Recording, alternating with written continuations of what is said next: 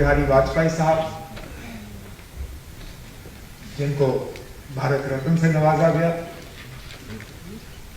इस मुल्क के वजीर आजम रहे 2 बार। मुझे जाती तौर उनके साथ काम करने का मौका मिला। 3 साल MOS के तौर पर मैं उनके साथ रहा।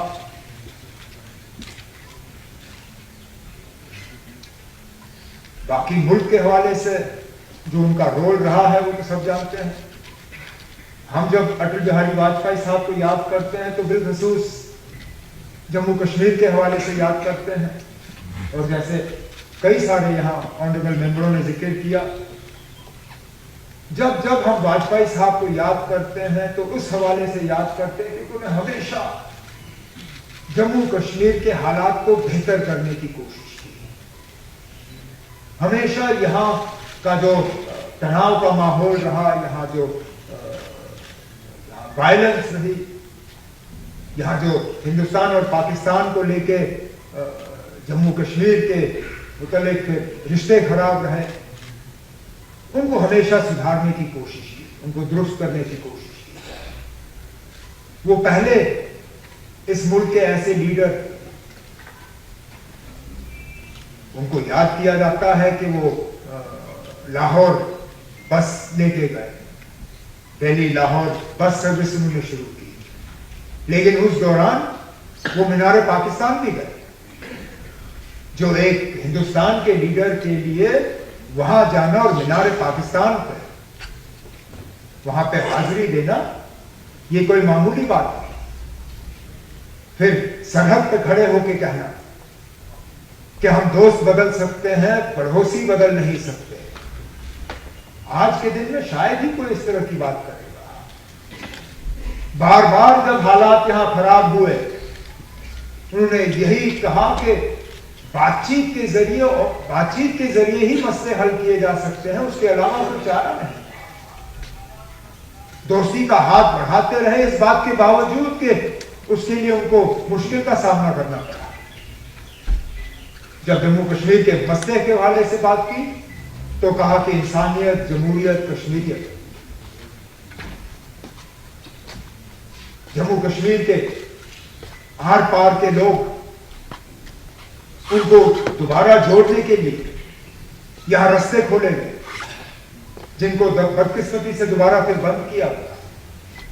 उनकी कोशिश थी कि लोग मिले, सिविल सोसाइटी आपस में मिले, एक मतलब पर्सनल रिश्ते कायम।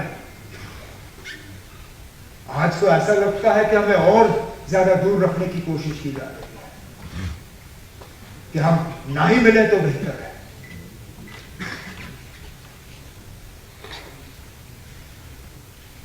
मैं तो मान के चलता हूं कि अगर वाजपेयी साहब के दिखाए हुए रास्ते पे हमने जम्मू कश्मीर के साथ सलूक किया होता तो आज हमारा वो हाल नहीं होता जो हाल है। लेकिन चलिए, वो नहीं रहे, उनका दिखाया हुआ रास्ता याद नहीं रहा। उन्होंने जो नक्शा एक हमें छोड़ के दिया था, उस नक्शे को हमने छोड़ दिया। क्या करें? तारिगामी साहब ने वाजपेयी साहब के बारे में जब जिक्र किया तो असेंबली के रेजोल्यूशन के हवाले से बात की, लेकिन या तो भूल गए बताना या फिर बताना मुनासिब नहीं समझा। ये सही है कि वाजपेयी साहब की हुकूमत ने उस वक्त उस रेजोल्यूशन को वापस भेजा, लेकिन शायद उसके बाद वाजपेयी साहब को इस बात का एहसास भी हुआ कि जल्दबाजी हुई थी, और उन्होंने अपने काबिना के वजीर को फिर नॉमिनेट किया यहां की हुकूमत के साथ इस पर बातचीत और डायलॉग शुरू करने के लिए।